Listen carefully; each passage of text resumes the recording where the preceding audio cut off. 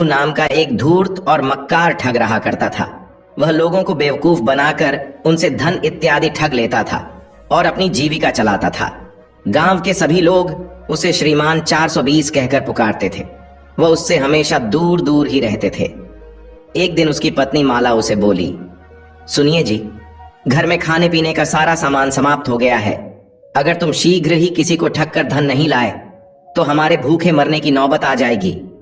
रघु बोला, कहती तो तुम ठीक हो माला, लेकिन गांव वाले तो अब मेरी सारी चालों को पहचान चुके हैं, इसलिए अब वे मेरे झांसे में नहीं आएंगे।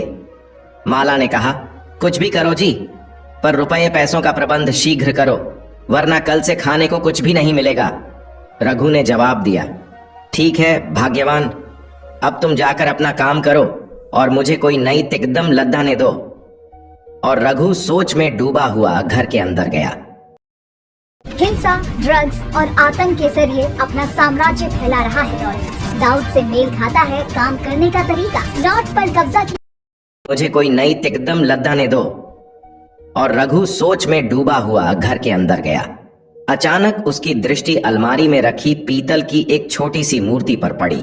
वह सोचने लगा, क्यों न इस पीतल की मूर्ति पर सोने का पानी चढ़वाकर इसे किसी मूर्ख व्यक्ति को सोने के भाव बेच दूं। रघु ने झटपट अलमारी से पीतल की मूर्ति उठाई और गांव के कन्हैया सुनार के पास जाकर बोला, और भाई, जरा इस पीतल की मूर्ति पर सोने का पानी चढ़ा देना। इस पर जो भी खर्च आएगा मैं तुम्हें दूंगा। सुनार बोला, श्रीमान 420, लगता है आज फिर कोई नई खुराफात सूझी है। आज इस मूर्ति के जरिए किसको ठगना है, जरा हमें भी बता दो। रघु बोला, अरे नहीं नहीं भाई, ऐसी कोई बात नहीं है। मैंने अब ठगी का धंधा छोड़ दिया है। ये मूर्ति जरा मैली हो गई है, इसलिए मैंने सोचा कि क्यों ना इस पर सोने का पानी चढ़वा लिया जाए। सुनार ने जल्दी ही पीतल की मूर्ति पर सोने का पानी चढ़ा दिया। सोने का पानी चढ़ते ही मूर्ति सोने जैसी ही प्रतीत होने लगी और सचमुच सोने की लग रही थी। सुनार को पैसे दे रघु खुश होता हुआ वापस अपने घर लौट गया। दूसरे दिन सुबह ही वह मूर्ति को लेकर घर से निकल पड़ा। चलते चलते वह पास के गांव में जा पहुंचा और उसे एक व्यक्ति जाता हुआ दिखाई दिया। रघु सोचने लगा, क्यों ना इसी आदमी को अपना शिकार बनाया जाए। जब वह आदमी रघु के पास से गुजरा तो रघु बोला, क्यों भाई, इस कनस्तर में क्या ले जा रहे हो? क्या उसमें गाय का शुद्ध देसी घी है? वह आदमी बोला, हाँ, मैं इसे बेचने के लिए दूसरे गांवों में ले जा रहा हूं। रघु बोला, भाई, मेरा नाम रघु है, मैं लोचनपुर गांव का रहने वाला हूं। मेरी पत्नी बीमार चल रही है। वैद्य जी ने उसे गाय का शुद्ध घी खाने के लिए कहा है। यदि तुम यह घी का कनस्तर मुझे दे दो तो तुम्हारा मुझ पर बड़ा उपकार होगा। आदमी बोला, लेकिन इस घी के कनस्तर के बदले तुम मुझे क्या दोगे? रघु ने चटपट अपनी जेब से पीतल की मूर्ति निकाली और उसे दिखाते हुए बोला, भाई, इस समय तो मेरे पास ये मूर्ति ही है। यदि तुम उचित समझो तो इसके बदले मुझे कनस्तर दे दो। उस आदमी ने रघु के हाथ से मूर्ति लेकर उसे उलट पलट कर देखा और सोचने लगा, यह आदमी मुझे मूर्ख लगता है। इस बहुमूल्य सोने की मूर्ति के बदले घी का कनस्तर लेना चाहता है तो मुझे यह कनस्तर दे देना चाहिए। यह तो काफी मुनाफे का सौदा है। आदमी बोला, ठीक है भाई, यदि इस घी के कनस्तर से तुम्हारी पत्नी की बीमारी ठीक हो सकती है तो तुम इसे ले सकते हो। बदले में तुम मुझे मूर्ति दे दो। रघु ने झटपट उस आदमी को मूर्ति दे दी और उसके सिर पर रखा कनस्तर उतरवा लिया। रघु बोला, भाई, जाते जाते यह तो बता दो कि तुम कौन से गांव के रहने वाले हो और तुम्हारा नाम क्या है? आदमी बोला, मेरा नाम सूरजमल है और मैं किशनपुर गांव का रहने वाला हूं। रघु ने कहा, तो तुम्हारा गांव तो हमारे गांव के पास ही है। भाई, तुमने विपत्ति में मेरा साथ दिया है, भगवान तुम्हें इसका फल अवश्य देगा। सूरजमल बोला, हाँ, आप जैसे सज्जन लोगों की मदद करके मुझे हमेशा खुशी मिलती है। रघु अपने गांव लौट पड़ा और सूरजमल भी अपने गांव की ओर चला गया। जब सूरजमल अपने गांव पहुंचा तो उसने अपनी पत्नी से कहा, देखो राधा, आज मैं तुम्हारे लिए सोने की मूर्ति लेकर आया हूं। राधा ने पूछा, क्या सच? लेकिन यह तुम्हें कहां से मिली? सूरजमल ने कहा, यह सब उस घी के कनस्तर की करामात है। भाग्यवान, मैं उसे घी के कनस्तर के बदले यह मूर्ति लेकर आया हूं। राधा ने कहा, स्वामी, आज तुमने बड़ा अच्छा शिकार फंसाया है। सूरजमल बोला, तुम ठीक कह रही हो राधा। सचमुच वह आदमी जब अपने घर जाकर घी का कनस्तर खोलेगा तो अपना माथा पीट लेगा। राधा ने हंसते हुए कहा, हाँ स्वामी, आपने पूरे कनस्तर में तो गोबर भरा था और ऊपर थोड़ी सी घी की परत जमा दी थी। सूरजमल ने कहा, जब वह कनस्तर में घी के बदले गोबर भरा देखेगा तो सचमुच अपना माथा पीट लेगा। फिर कुछ सोचकर सूरजमल अपनी पत्नी से बोला, राधा, मैं बहुत दिनों से सोच रहा था कि तुम्हारे लिए सोने के गहने बनवाऊं। आज शुभ घड़ी आ गई है। जाओ, इस मूर्ति को रघु सुनार के पास ले जाकर अपने लिए सोने के जेवर बनवा लो। राधा बोली, स्वामी, तुम कितने अच्छे हो। मैं अभी सुनार के पास जाती हूं, वहां से आकर तुम्हारे लिए हलवा बनाऊंगी। राधा ने अपने पति से मूर्ति ली और रघु सुनार की दुकान की ओर चल दी। सुनार की दुकान पर पहुंचकर बोली, रघु जी, इस सोने की मूर्ति के बदले मुझे सोने के गहने बना दीजिए। रघु सुनार ने मूर्ति को हाथ में लिया और बोला, जरा देखूं तो सही, लगता है सूरजमल ने आज लंबा हाथ मारा है। राधा बोली, अरे नहीं रघु जी, यह हमारी खानदानी मूर्ति है, कोई ठगी का माल नहीं है। सुनार बोला, ठीक है भौजी, तुम क्या चाहती हो, तुम्हारी बात का विश्वास कर लेता हूं, वरना मैं 420 सूरजमल की नस नस से वाकिफ हूं। जरा बैठो, मैं मूर्ति की परख कर लेता हूं। मूर्ति की परख करते ही सुनार बोला, अरे भौजी, इस पीतल की मूर्ति को सोने की बताकर तुम मुझे मूर्ख बनाने आई हो। यह मूर्ति तो पीतल की है, जिस पर सिर्फ सोने का पानी चढ़ा हुआ है। रघु सुनार बोला, लगता है 420 सूरजमल को आज कोई दूसरा 420 ठग गया। मूर्ति लेकर राधा अपने घर की ओर चल दी और अपने पति को मन ही मन कोसती घर पहुंची। उसने गुस्से में सूरजमल से कहा, मजाक करने के लिए तुम्हें और कुछ नहीं मिला था जो पीतल की मूर्ति को सोने की कहकर मुझे पकड़ा दिया। सूरजमल ने कहा, क्या कह रही हो? राधा बोली, सुनार ने कहा है कि मूर्ति पर सिर्फ सोने का पानी चढ़ा हुआ है, बाकी सारी मूर्ति पीतल की है। सूरजमल बोला, ओह, तो वह ठग मुझे चकमा दे गया। जरूर वह कोई बड़ा ठग रहा होगा। मैं अभी उसके गांव जाकर उसकी खबर लेता हूं। सूरजमल उसी समय रघु के घर की ओर चल पड़ा। उधर घी का कनस्तर सिर पर रखे रघु अपने घर पहुंचा और बोला, माला, जल्दी से चूल्हा जलाओ और हमारे लिए खाना बनाओ। माला ने कहा, क्यों, ऐसा कौन सा खजाना हाथ लग गया है जो धन्ना सेठ की तरह चल रहे हो? रघु बोला, इस कनस्तर में गाय का शुद्ध देसी घी है, इसे बेचकर मैं खूब पैसा कमा लूंगा। माला कनस्तर को उठाकर रसोई घर में ले गई और बढ़िया खाना बनाया। जब उसने खाना रघु के आगे परोसा, रघु बोला, अरे मूर्ख, तूने सब्जी में घी बिल्कुल भी नहीं डाला, जरा घी तो डाल। माला ने कनस्तर में से 1 चम्मच घी निकालकर सब्जी में डाल दिया। यह देखकर रघु गुस्से से बोला, पूरा कनस्तर घी से भरा पड़ा है और तू कंजूसी कर रही है, 4-5 चम्मच घी तो सब्जी में डाल ही दे। माला ने कनस्तर से 4 चम्मच घी निकालकर सब्जी में डाल दिए, लेकिन जैसे ही रघु ने रोटी सब्जी में डुबोकर खाई, उसने तुरंत रोटी थूक दी और बोला, यह घी है या गोबर? सारा मुंह खराब हो गया। माला ने कहा, अब क्या हुआ जी? रघु ने बिना कुछ बोले घी के कनस्तर के पास जाकर उसे खोला और कड़छी डालकर अंदर घुमाई। रघु ने देखा कि कनस्तर में गोबर भरा हुआ है। उसने गुस्से में कहा, अरे, इसमें तो घी के बजाय गोबर भरा हुआ है। अब समझा कि सूरजमल इतनी जल्दी मूर्ति लेने के लिए क्यों तैयार हो गया था। माला पति की हंसी उड़ाते हुए बोली, तो क्या अब सब्जी में और घी डालूं? रघु बोला, क्यों, मेरे घाव पर नमक छिड़क रही हो? यार अभी ना मुझे एक ऐप मिली, एस्ट्रोटॉक नाम की। अबे नहीं, मैं कुछ रिव्यू नहीं कर रहा हूँ, मैंने सोचा मजे लेते तो डाउनलोड। सब्जी में और घी डालूं? रघु बोला, क्यों, मेरे घाव पर नमक छिड़क रही हो? वह ठग मुझे ठग गया और तुम मेरी हंसी उड़ा रही हो। इधर सूरजमल गुस्से में गुनगुनाते हुए लाठी लेकर रघु को मारने के लिए चला, पर जब वह रघु के गांव के पास पहुंचा तो उसने सोचा, भला मैं क्यों रघु को मारूं? अगर उसने मेरे साथ धोखा किया है तो मैंने भी तो घी के बदले गोबर का कनस्तर दिया है, मुझे उसे सजा देने का कोई हक नहीं है।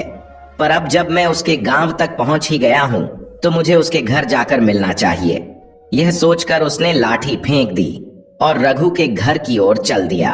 जब वह रघु के घर के पास पहुंचा तो रघु उसे आता देख बोला, अरे माला, यह तो वही आदमी है जिसने मुझे घी के बदले गोबर का कनस्तर दिया था, लेकिन यह इधर क्यों आ रहा है? माला बोली, पास आने दो, फिर पूछते हैं। जब सूरजमल रघु और माला के पास पहुंचा तो रघु बोला, अरे सूरजमल, तुम इधर कैसे भैया? सूरजमल बोला, कल जो तुमने मुझे सोने की मूर्ति दी थी उसी के लिए तो धन्यवाद देने आया हूं और तुम्हारी पत्नी की तबीयत के बारे में पूछने आया हूं। रघु सोचने लगा, अरे ये मुझे फिर मूर्ख बनाने आया है। सूरजमल बोला, अरे भाई, तुम क्या सोच में डूब गए? तुमने बताया नहीं तुम्हारी पत्नी की तबीयत कैसी है? रघु ने कहा, अरे भाई, तुम्हारी कृपा से अब मेरी पत्नी की तबीयत बिल्कुल ठीक है। तुम्हारा घी इतना अच्छा था कि उसके एक बार के खाने से ही वह ठीक हो गई। सूरजमल बोला, भगवान का लाख लाख शुक्र है कि भौजी ठीक हो गई। अच्छा भाई, अब मैं चलता हूं। रघु बोला, अरे ऐसा कैसे हो सकता है? आज मैं तुम्हें नहीं जाने दूंगा। आज तुम्हें मेरे यहां ही रहना होगा। कम से कम मुझे एक बार मेहमान नवाजी का मौका तो दो। सूरजमल बोला, ठीक है भाई, अगर तुम जिद ही कर रहे हो तो मैं आज यहां रुक जाता हूं। रघु ने अपनी पत्नी से कहा, माला, जाओ सूरजमल जी के लिए भोजन तैयार करो, आज ये हमारे मेहमान हैं। माला बोली, बहुत अच्छा स्वामी। और वह खाना बनाने के लिए रसोई घर में चली गई। माला ने झटपट खाना बनाया और दोनों के आगे परोसा। रघु ने पूछा, माला, तुमने मेहमान की सब्जी में देसी घी डाला है या नहीं? माला बोली, अरे जी, घर में घी का पूरा कनस्तर भरा पड़ा है और मैंने मेहमान की सब्जी में घी नहीं डाला। रघु बोला, जल्दी से घी लाओ। माला कनस्तर से घी लाने चली गई। सूरजमल सोचने लगा, मारे गए, अब गोबर वाला घी मुझे ही खाना पड़ेगा। अगर मना करता हूं तो मुसीबत और खाता हूं तो भी मुसीबत। माला मुस्कुराते हुए सब्जी में घी डालने लगी। बेचारे सूरजमल को चुपचाप गोबर वाला घी खाना पड़ा। रघु सोचने लगा, अब आया ना मजा। कमबख्त मुझे गोबर वाला घी खिलाना चाहता था, अब खुद को खाना पड़ रहा है। सूरजमल रात को रघु के घर ही रुका और सुबह होते ही बोला, अब मुझे अपने गांव वापस चलना चाहिए। रघु बोला, अरे नहीं, भला ऐसे कैसे हो सकता है? सुबह सुबह आपको भूखा कैसे भेज सकता हूं? पहले खाना बन जाता है, आप खाना खाकर ही जाना। सूरजमल बोला, ठीक है भाई, जैसा तुम उचित समझो। उस दिन भी सूरजमल को गोबर मिला हुआ घी खिलाया गया। सूरजमल सोचने लगा, इन लोगों ने गोबर खिलाकर मेरा सारा जायका खराब कर दिया। कोई बात नहीं, समय आने पर इसका बदला जरूर लूंगा। खाना खाने के बाद जब सूरजमल ने रघु से विदा मांगी तो रघु बोला, भाई, आतिथ्य में कुछ कमी रह गई हो तो क्षमा कर देना। जो कुछ मेरे घर में था तुम्हें वहीं खिलाया। सूरजमल बोला, नहीं भाई, ऐसी बात ना कहो, तुम्हारे आतिथ्य से मेरा मन प्रसन्न हो गया है। कभी मौका मिले तो तुम भी मेरे घर आना। सूरजमल की बात सुनकर रघु झट से बोला, नेक काम में देरी कैसी भैया, मैं कल सुबह ही तुम्हारे घर आकर तुम्हारा आतिथ्य स्वीकार करता हूं। सूरजमल ऊपर से कुछ नहीं बोला, पर मन ही मन रघु को कोसने लगा। कमबख्त, यह तो तुरंत ही तैयार हो गया। खैर, कोई बात नहीं, जब यह मेरे घर आएगा तो इसे ऐसा सबक सिखाऊंगा कि जीवन भर याद रखेगा। सूरजमल ने रघु से विदा ली और अपने घर पहुंचा। उसकी पत्नी राधा ने पूछा, क्यों, जीत कर आए? रघु की ऐसी तैसी कर आए? सूरजमल बोला, अरे कहां, वे तो वहां भी चालाक निकले और अब कल वे हमारे घर भी आ रहे हैं। सूरजमल ने अपनी पत्नी को सारी बात बता दी। सब कुछ सुनकर राधा चिंतित हो उठी और बोली, अब क्या होगा जी, वह तो हमारे घर आ रहा है, उससे कैसे निपटेंगे? सूरजमल बोला, घबराने की कोई बात नहीं है राधा, मैं कुछ न कुछ उपाय सोचता हूं जिससे उसे मजा चखाया जा सके। सूरजमल सोचने लगा और अंत में उसने रघु से छुटकारा पाने की एक युक्ति खोज निकाली। सूरजमल ने कहा, सुनो राधा, मैं कल रघु के आने से पहले ही घर से निकल जाऊंगा और ठीक खाने के समय ही घर वापस आऊंगा। जब वे आए तो तुम कहना कि हमने खाना खा लिया है। अगर वे कहें कि मेरे लिए दोबारा खाना बना दो तो तुम कहना कि मैं अपने पति की आज्ञा के बिना कुछ नहीं कर सकती। उनसे शराफत से पेश आना, पर खाने को कुछ न देना। भूखा प्यासा वे मेरी प्रतीक्षा में बैठे रहेंगे और भूखा ही वापस चले जाएंगे। इस तरह उससे हमारा पीछा छूट जाएगा। राधा बोली, वाह, क्या योजना बनाई है, मान गए आपके दिमाग को।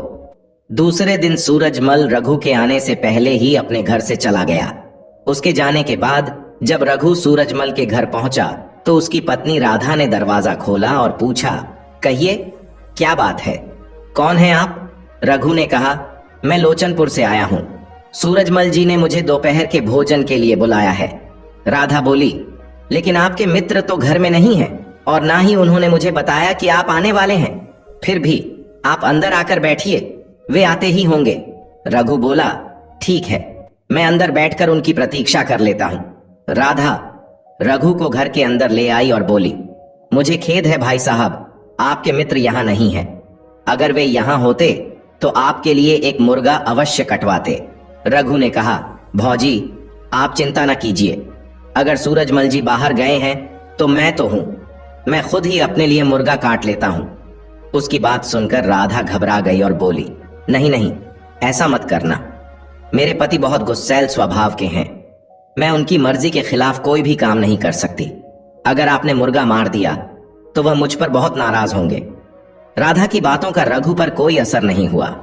वह बोला, भौजी घबराओ मत, मैं अभी आपको मुर्गा मार कर देता हूं, आप जाकर चूल्हा जलाइए, मैं सब बातें सूरजमल जी को समझा दूंगा और वह आपसे नाराज नहीं होंगे। इतना कहकर रघु ने आंगन में घूम रहे एक तंदुरुस्त मुर्गे को पकड़ लिया और तुरंत मार डाला। रघु बोला, लो भौजी मेरे लिए मुर्गा बना दो और चिंता मत करो, मैं सूरजमल जी को समझा दूंगा। राधा ने कहा, ठीक है, जब आपने मुर्गा मार ही दिया है तो बनाना ही पड़ेगा। वह मुर्गा लेकर रसोई में चली गई। इसके बाद कई घंटे बीत गए। दोपहर हो आई पर राधा मुर्गा बनाकर नहीं लाई। रघु समझ गया कि सूरजमल जानबूझकर घर से गायब हुआ है, लेकिन रघु भी हट्ठी था और वहीं बैठा रहा। जब शाम होने को आई तो सूरजमल अपने घर पहुंचा। उसने रघु को वहां देखा और सोचने लगा, अरे ये कमबख्त तो अभी भी यहां जमा हुआ है, अब इसे भोजन कराना ही पड़ेगा। फिर कुछ सोचकर सूरजमल बोला, अरे मित्र तुम कब आए? मैं तो बस अभी अभी ही आया हूं, माफ करना मित्र, एक आवश्यक कार्य से अचानक ही दूसरे गांव जाना पड़ गया और जल्दबाजी में मैं अपनी पत्नी को भी तुम्हारे आने के बारे में नहीं बता सका। रघु बोला, कोई बात नहीं मित्र, ये सब तो चलता रहता है। Wake up at easy hour. Say hello to calm. Raghu बोला, कोई बात नहीं मित्र, ये सब तो चलता रहता है। सूरजमल रघु को अपने साथ अंदर ले गया और बोला, अरे सुनती हो, मेहमान आए हैं, जल्दी से मुर्गा बना लाओ। राधा ने जवाब दिया, अभी बनाती हूं। फिर सूरजमल रसोई में जाकर बोला, सुनो, इस आदमी का इलाज अच्छी तरह करना है। जब मुर्गा तैयार हो जाए तो तुम उसे चांदी के छोटे बर्तन में देना और बाकी का सारा मुझे कांसे के बड़े बर्तन में देना। राधा बोली, ठीक है, मैं समझ गई। खाना तैयार होने पर राधा ने उसी तरह दोनों को खाना परोसा। रघु समझ गया कि उसे मूर्ख बनाया जा रहा है। उसने कहा, यह तो कुछ उचित नहीं प्रतीत हो रहा कि मेहमान को चांदी के बर्तन में खाना दिया जाए और मेजबान कांसे के बर्तन में खाए। लाओ, कांसे का बर्तन मुझे दे दो और तुम चांदी के बर्तन में खाओ। सूरजमल बोला, नहीं नहीं, रहने दो, मैं कांसे के बर्तन में ही खा लूंगा। सूरजमल ने लाख मना किया पर रघु नहीं माना। रघु ने सूरजमल के आगे से कांसे का बर्तन खींच लिया और अपने सामने चांदी का बर्तन रख दिया। फिर कांसे के बर्तन से फटाफट मुर्गा खाने लगा। सूरजमल मन ही मन सोचने लगा, इसने तो मेरी योजना असफल कर दी, अब ये खूब पेट भरकर खाएगा और मैं भूखा रहूंगा। कुछ देर तक सूरजमल गुस्से से रघु को मुर्गा खाते हुए देखता रहा। फिर सहसा कुछ सोचकर वह रघु से बोला, रघु भाई, हमारे यहाँ रोज रात को एक प्रेत आता है और सब उत्पात मचाकर चला जाता है। रघु बोला, अच्छा, और अपनी ही धुन में खाना खाता रहा। तब सूरजमल ने अपनी पत्नी को दीपक बुझाने का इशारा किया। राधा ने तुरंत दीपक बुझा दिया। सूरजमल बोला, अरे यह क्या हुआ, दीपक कैसे बुझ गया? लगता है यह सब उसी दुष्ट प्रेत का काम है। सूरजमल ने यह कहते हुए रघु के आगे रखा कांसे का बर्तन उठाने की कोशिश की, लेकिन रघु तुरंत भांप गया और फौरन सूरजमल का हाथ थाम लिया। रघु ने सूरजमल का हाथ कसकर पकड़ा और बोला, अबे बोल, दुष्ट प्रेत, मेरा बर्तन चुराएगा, मेरे साथ 420 करेगा? सूरजमल घबराकर चिल्लाया, अरे बचाओ, मार डाला। राधा बोली, अरे अरे, मेरे पति को क्यों मार रहे हो? रघु बोला, भौजी आप हट जाओ, मैं आज इसको छठी का दूध याद दिलाकर ही रहूंगा, आज के बाद यह मेरे सामने कभी नहीं आएगा। सूरजमल चिल्लाया, अरे नहीं नहीं, छोड़ दो, मैं प्रेत नहीं हूं। रघु बोला, भला इस दुष्ट को मैं कैसे छोड़ सकता हूँ? ये रोज तुम्हें परेशान करता था। आज मैं इसे मजा चखाकर ही रहूंगा। सूरजमल रोते हुए बोला, हाय हाय, ये क्या कर रहे हो रघु भाई? मैं प्रेत नहीं, सूरजमल हूँ। जब कोई चारा न बचा तो राधा ने झटपट दीपक फिर से जला दिया और बोली, देखो भाई, ये तो तुम्हारा हाथ थाम रखा है। प्रेत वेत कुछ नहीं था, ये सब तुम्हें झांसा देने के लिए हमने नाटक रचा था, लेकिन हम खुद ही अपने नाटक में फंसकर पिट गए। रघु खिलखिलाकर हंसता हुआ बोला, देख लो भाई, चालाक आदमी के साथ चालाकी करने में कितनी मुसीबत आती है। सूरजमल बोला, तुम ठीक कह रहे हो भाई, अगर मैं शेर हूं तो तुम सवा शेर हो, इसलिए मैं तुमसे टकराकर हार गया। तुम जीते, मैं हारा। अंततः दोनों को यह एहसास होता है कि धोखे का खेल कभी भी सफल नहीं होता। इसके साथ ही यह भी संदेश मिलता है कि चालाकी और धोखेबाजी से अस्थायी लाभ तो हो सकता है, लेकिन अंत में सच्चाई और ईमानदारी ही स्थायी रूप से जीतती है। खाना खाने के बाद रघु वापस अपने घर लौट गया। धन्यवाद।